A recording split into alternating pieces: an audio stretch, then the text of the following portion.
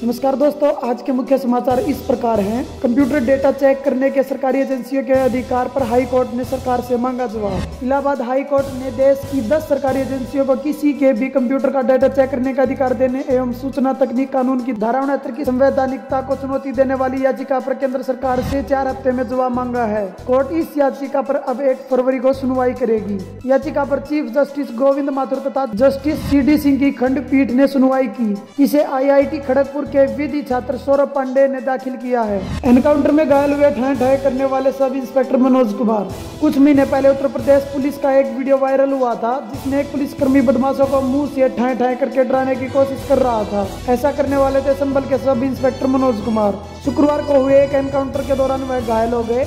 बता दें कि 3 महीने पहले एक एनकाउंटर के दौरान पिस्टल फंस जाने पर मनोज ने मुंह से ठाए की आवाज निकाली थी, जिसका वीडियो सोशल मीडिया पर खूब वायरल हुआ था।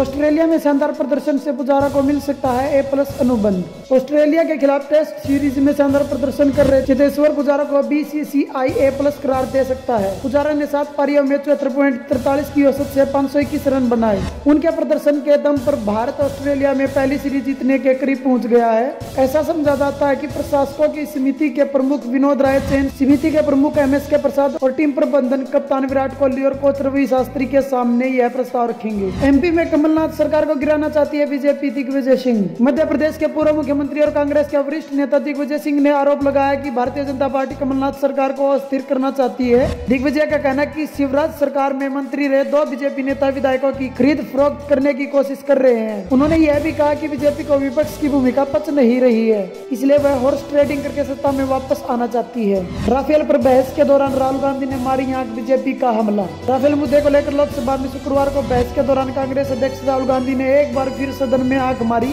इससे पहले जुलाई 2018 में मोदी सरकार के खिलाफ लाए गए अविश्वास प्रस्ताव पर बहस के दौरान उन्होंने पहले PM मोदी को गले लगाया था, फिर अपनी सीट पर बैठते वक्त आंख मारी थी। कांग्रेस अध्यक्ष के आंख मारने पर बीजेपी ने कटाक्ष किया है।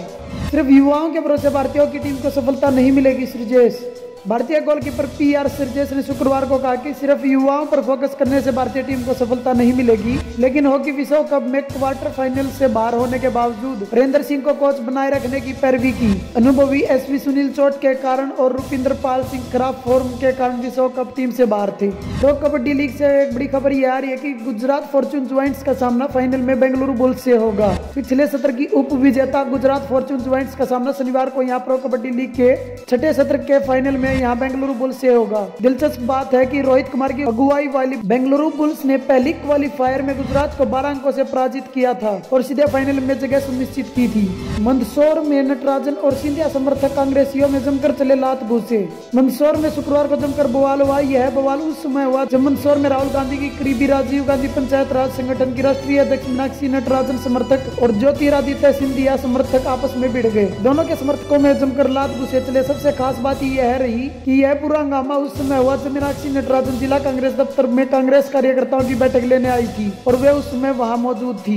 मणिपुर में प्रधानमंत्री मोदी ने किया 8 परियोजनाओं का उद्घाटन। प्रधानमंत्री नरेंद्र मोदी ने शुक्रवार को मणिपुर में 8 प्रमुख विकास परियोजनाओं का उद्घाटन करने के साथ ही 4 अन्य की आधारशिला रखी। इम्फाल में एक जनसभा के दौरान प्रधानमंत्री ने इन परियोजनाओं का उद्घाटन किया। इनमें मोरे में एकीकृत जांच चौकी, दोलाई थापी बैराज, खाद भंडार गोदाम और बफर जलाशय शामिल हैं। लोकसभा में उठा सबरीमाला का मुद्दा, विपक्ष और भाजपा में आरोप प्रत्यारोप। केरल के सबरीमाला में बृहस्पतिवार को हुए प्रदर्शन और हिंसा का मुद्दा शुक्रवार को लोकसभा में उठा। जहां कांग्रेस ने हिंदूवादी संगठनों की हड़ताल में हिंसा होने का आरोप लगाया, वहीं भाजपा ने इस घटनाक्रम के लिए केरल की माकपा नीति सरकार को जिम्मेदार ठहराया। शून्यकाल में इस विषय को उठाते हुए कांग्रेस के KC वेणुगोपाल ने कहा कि केरल में पिछले 2-3 दिन में जो हुआ वह दुखद है। तो क्या राष्ट्रीय राजनीति में जाएंगे शिवराज सिंह चौहान? मध्य प्रदेश के पूर्व मुख्यमंत्री शिवराज सिंह चौहान क्या बीजेपी की राष्ट्रीय राजनीति में जा सकते हैं? क्या पार्टी पार्लियामेंट्री बोर्ड के सदस्य शिवराज को केंद्रीय मंत्री बनाकर दिल्ली बुला सकती है?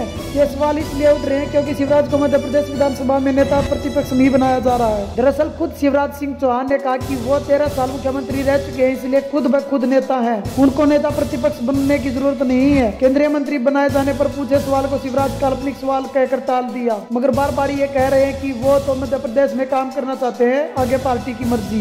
असंतोष को दबा रही सरकार, क्या हमने ऐसे देश का सपना देखा था? नसीरुद्दीन शाह। एमनेस्टी इंडिया ने गैर सरकारी संस्थाओं के खिलाफ सरकार की कथित कार्रवाई सीएए के विरोध में शुक्रवार को एक वीडियो जारी किया। इसमें अभिनेता नसीरुद्दीन शाह ने दावा किया कि भारत में धर्म के नाम पर नफरत की दीवार खड़ी की जा रही है और इस अन्याय के खिलाफ आवाज उठाने वाले लोगों को सजा दी जा रही है। मानवाधिकारों पर नजर रखने वाली संस्था एमनेस्टी के लिए 2.13 मिनट के एकजुटता वीडियो में शाह ने कहा कि जिन लोगों ने मानवाधिकारों की मांग की उन्हें जेल में डाला जा रहा है।